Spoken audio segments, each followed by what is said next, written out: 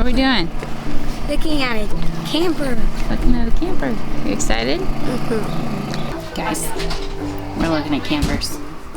That's right. After doing lots of research and reading on campers for our family of 10, it was time to start looking in person. It's basically us bringing a hotel room. It's very tiny. Well, okay. It's like us towing a hotel room. We're taking our own hotel room with us.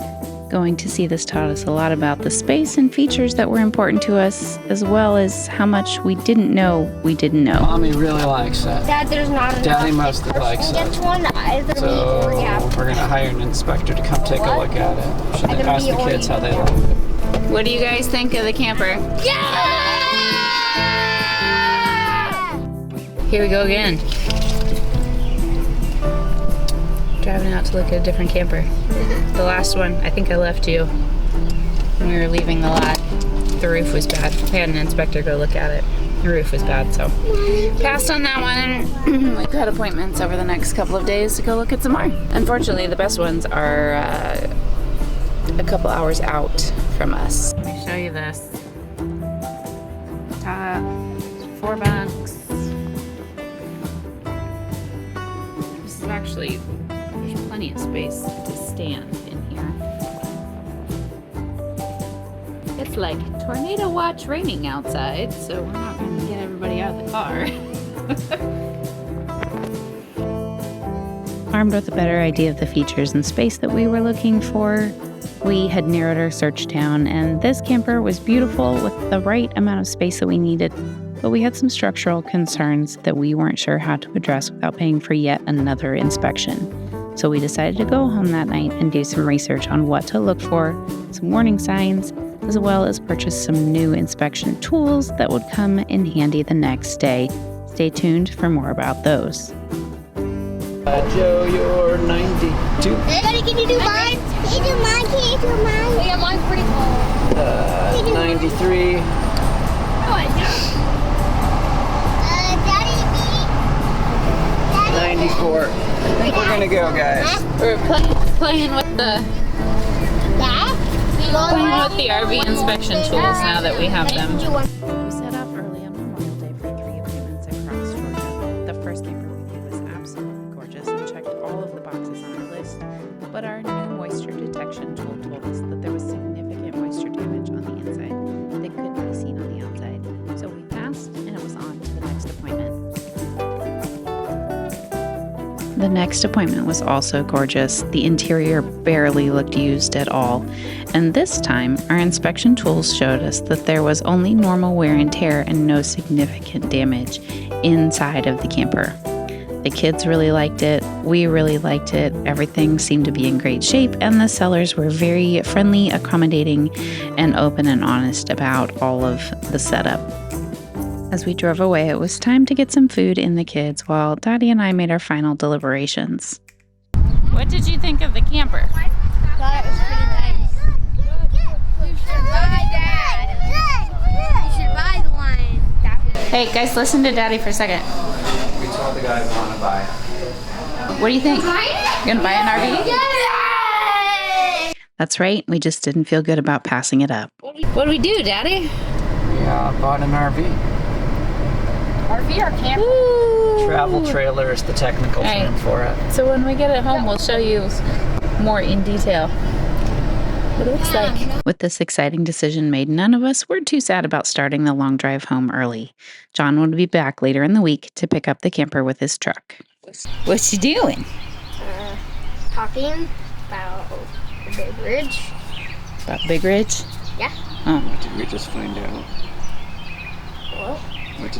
That Big Ridge can accommodate campers up to 35 feet. Are you excited to have a camper? Uh-huh. What are you excited about? That we can go camping with it. You can go camping? Do you like camping? Uh-huh. Uh-huh. What are you most excited about having a camper? We can go visit relatives and friends that don't live near us. Mm-hmm. I'm excited about the camper, and I like camping. You like camping? Mm-hmm. What are you most excited about having a camper? Sleeping in it. Yeah, why are you excited about sleeping in it? Because my bed's so fluffy. You excited about having a camper? I am. What are you most excited about? Being able to travel and have the flexibility to actually travel as a family. Not split up into separate hotel rooms. Yeah, and then it's just get really dependent on where you can stay, their affordability, family, friends. It's hard for most of them to at least say yes to 9 people coming to crash. You know, we can often find Airbnbs that are affordable, but not on our timeline and schedule. So it just makes that travel difficult. Or expensive. Pick one. You can have the time you want, the budget you want, or the place you want. You can only have 2. Or one. Or 1. Never all 3. Alright. What you doing, Joe? Washing the truck. Washing the truck. But I still want it. We did the thing. What? Said we did the thing.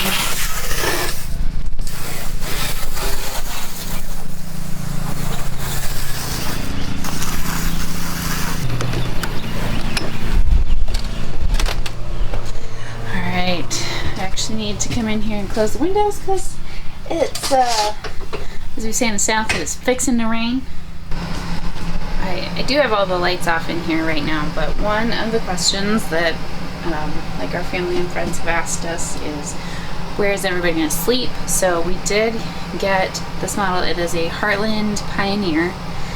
So this model is a bunkhouse. So we are going to have Gavrel, Elyonah, Carsten, and Annorah. This bunk actually converts to a second dinette here, so the kids can like play games back here and whatnot. And then this bunk folds up out of the way for head clearance. We are running a dehumidifier in here right now because the taillight on this side is pulling out and there's a little bit of moisture in this wall. So we've got the taillight covered. We're going to get it resealed and we are pulling the moisture out. So I'm going to go ahead and reclose this door. But 4 kids in here. And we put the little kids back here on purpose so that we can close the bedroom door at night and the big kids can stay up a little bit later. Gavrel just wanted the last bunk because he sleeps in the latest of all of them. Alright, out here in the main living area kitchen, one of the things I loved about this model in particular is that this dinette, that's the word I'm looking for. This dinette is extra wide, so the kids can actually all sit around here. This is currently converted to bed mode because the kids were negotiating who wanted which beds, but this is a full dinette, and you can see these cushions here are where the table is, so it's extra long. And they can all fit around the table, but Joe and Kavannah, the older 2 girls, are going to share this bed. They are used to sharing a bed when we travel. They actually really enjoy it, so that worked well for them.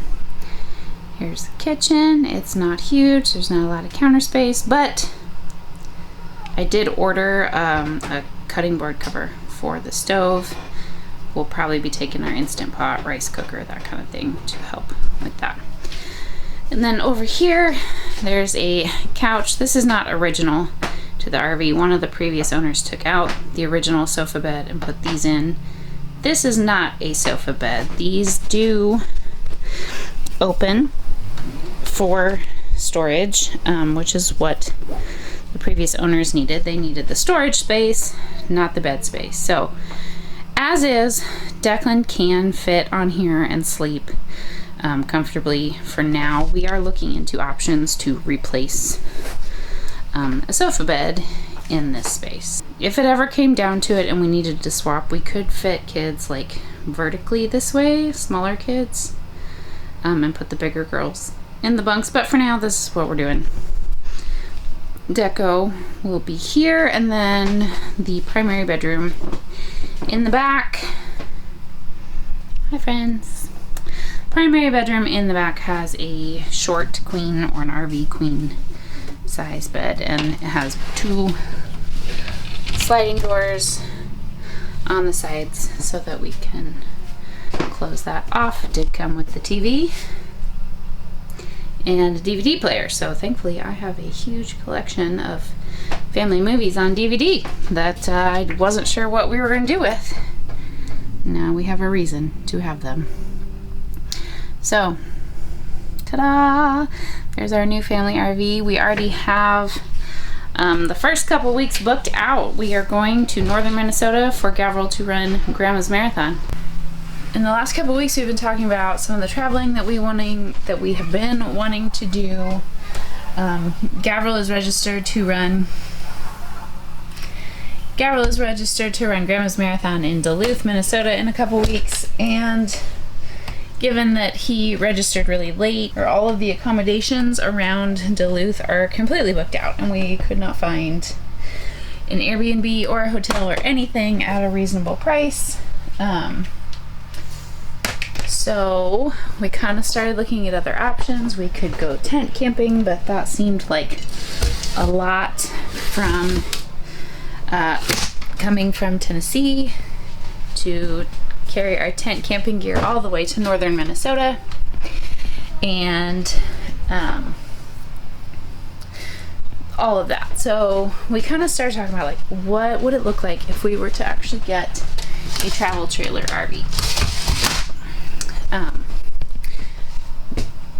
Is this something that we would be cost effective in the long run? And John started doing the math. If we were placed like 16 to 18 nights in a hotel or Airbnb every year, that the cost of a good quality used camper would actually pay for itself over the course of 5 years. And we definitely travel that much. We have already stayed 12 nights this calendar year, and it is the 1st of June today. So definitely worth the cost for us as a family of 10 trying to travel. And the amount of traveling that we want to do has not gone down as we've had more kids or they've gotten older. They actually really enjoy it, and as they get older, they're getting better at it. So traveling and seeing the world is definitely a huge priority for us. It is value. So we're investing in that value, and so we are taking essentially our own hotel room on wheels, because we cannot stay in a hotel as a family of 10 with fewer than 2 rooms. And some places won't even let us do that. There's not always enough pull-out beds or whatever to fit everybody. So this was our solution, and so we're really excited about it. Couple logistical questions I know are going to come up. John drives a Toyota Tundra with a tow package. It does have a 10.8 thousand pound towing limit. Camper dry weight is about 7,000 pounds. So he said we bought it in central Georgia, pulled it up to East Tennessee. He said that the truck didn't really seem to be bothered by the trailer at all. It is a 35-foot travel trailer, so it is not small. We are minimum of 9 people, so realistically it was just going to be big no matter what. He said the truck was not bothered by the trailer at all. It did get really low gas mileage, which is kind of par for the course when you're pulling such a big trailer, but as far as like the power that it took from the truck, it did just fine with it. That does mean that we will need 2 vehicles for all of our trips, because the other 8 of us will be in the bus. We have a Ford Transit 350 15 passenger van, which is what we normally travel in. So John will be driving the truck with the camper. I will still have the bus with the kids in it. But having 2 vehicles means that we won't need to like super load up the camper with all of our stuff. Most of that will still fit in the vehicles with us, and that will make pulling and towing a little bit simpler and lighter. So I'm really excited about the opportunities that this opens up for us. And we would love to go out west. We have friends in Utah, we have friends all over, and so we are excited about probably being able to like take longer trips out west, being able to go see family without having to impose on people with needing guest space for 10. So, just it gives us some freedom, and that is really what we were looking for, is the freedom to do some of these things that we're already doing and already want to do, and having extra options for how to get there and do it. So we are going to be taking the rig into an RV dealer and service shop. John has an IT client that does that, so we are going to be taking it into them and having the taillight sealed up and a couple other things checked out or recharged. I think the AC needs to be recharged. So just doing all of those things, but at the end of the day, we're already doing this traveling. So this is it's a very comfortable space. The finishes are nice. Everything's very bright. The lights, I don't have any of the lights on right now, and this is what it looks like with no lights. So when all the lights are on, it's really nice and bright and homey.